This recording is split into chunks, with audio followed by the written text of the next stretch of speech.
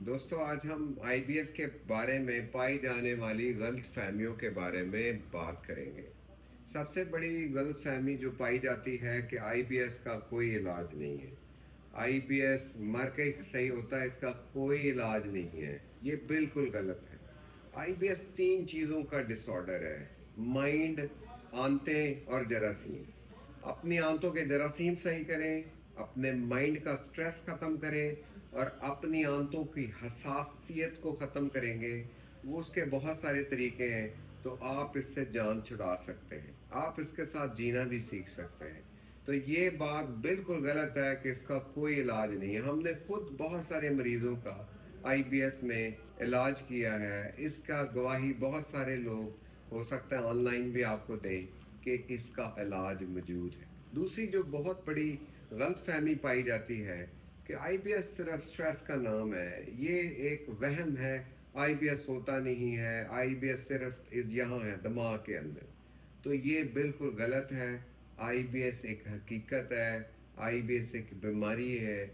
जो भी आईबीएस का मरीज होता है उसे कहते हैं कि ये ज़हनी मरीज है, उसका मजाक उड़ाया जाता है, उसका घर वाले भी मजाक उड़ाते हैं, डॉक्टर के पास चला जाए वो भी मजाक उड़ाता है कि आ गया वहमी मरीज। ऐसा नहीं है।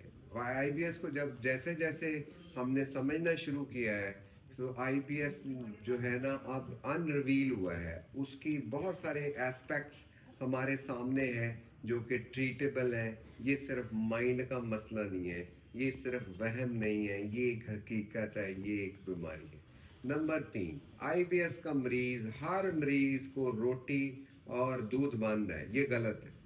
कुछ मरीजों को रोटी और दूध मसला करती है, और कुछ लोगों को ट्रीटमेंट से पहले मसला होता है लेकिन ट्रीटमेंट के बाद वो रोटी भी खा सकते हैं और दूध भी पी सकते हैं।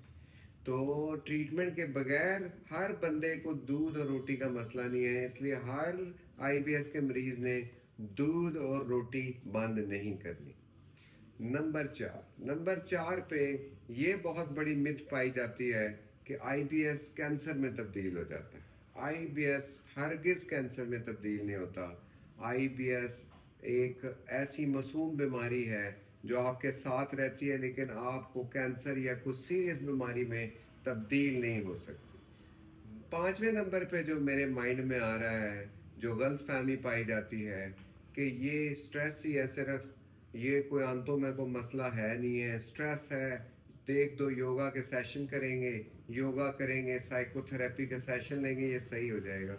तो ये बिल्कुल गलत है। सिर्फ स्ट्रेस से नहीं, आपने तीन चीज़ों पे हमेशा काम करना है। अपनी आंतों के बैक्टीरिया को कैसे सही करना है, अपने आंतों की हसासियत को कैसे करना है, और माइंड के अंदर कोई एंजाइटी डिप्रेशन है उसको कैसे सही करके आप इस बीमारी से छुटकारा हासिल कर सकते हैं। आपकी तवज्जो का बहुत शुक्रिया।